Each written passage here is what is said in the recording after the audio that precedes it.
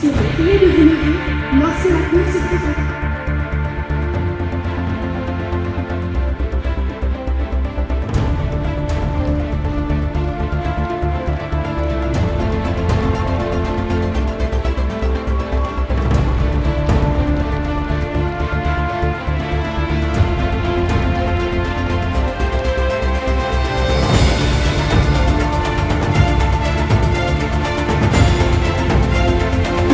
Le premier accusé à la base, Jacques Borges. Entre la défense et le narcissisme, entre le droit et une mise en scène, entre la justice et un spectacle centré sur sa personne. Je tiens donc aujourd'hui à défendre devant vous tous un grand défenseur. Diana Spencer, Lady Diana, la princesse du peuple. On l'accuse d'avoir trahi la conscience de sa famille et d'avoir préféré une star. Dès son entrée dans la famille royale, Diana dérange. On attendait le silence, elle parlait. On attendait la distance, elle était proche. Derrière la supposée splendeur de son règne et du mythique château de Versailles se cache une période marquée par l'absolutisme, des guerres dévastatrices et même l'esclavage. Avant tout, je vais vous montrer que derrière l'éclat de l'or et l'excès de guerre que le procureur n'a pas manqué de soulever, se cachait l'un des esprits les plus stratégiques de notre histoire. Élevé dans le luxe du palais pharaonique, ignorant de ses origines hébraïques, entouré de richesses et d'une éducation française, Moïse a vécu à l'abri du besoin et de l'instabilité. Je vous pose cette question. Moïse est-il uniquement un homme imparfait, soumis à sa colère? Et à ce titre, nous avons appris à révérer Jésus.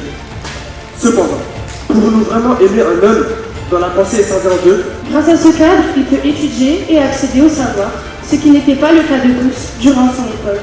Depuis la chute des rois, en 509 avant Jésus-Christ, Rome reposait sur un principe essentiel. Aucun homme ne devait concentrer tous les pouvoirs. Oui, il a pris des décisions difficiles, mais dans un contexte politique des plus complexes. Mais il n'a jamais trahi le peuple. Je dis bien jamais.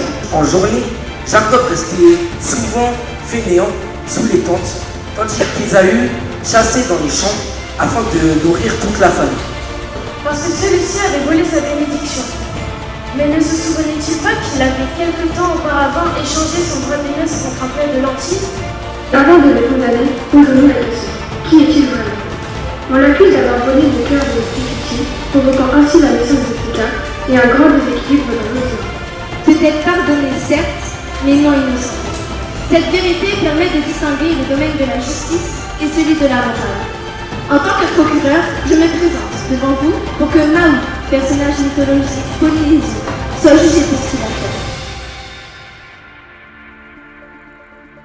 fait. Au niveau de mes impressions, je pense que ça s'est bien passé, même si j'ai un peu stressé. Je suis vraiment contente, c'était vraiment un moment inoubliable. Je remercie beaucoup les profs qui ont été là pour moi depuis octobre. J'étais un tout petit peu stressé, mais ça allait plus qu'en répétition. Vraiment, je suis assez fier de moi quand même. Malgré le fait que j'ai bégayé, je pense qu'il y a des chances que je gagne. Et merci au collège pour ce moment inoubliable. Merci. Jacques Vergès t'a attribué un naufrage. Ali El Ajali. Maël. Asia.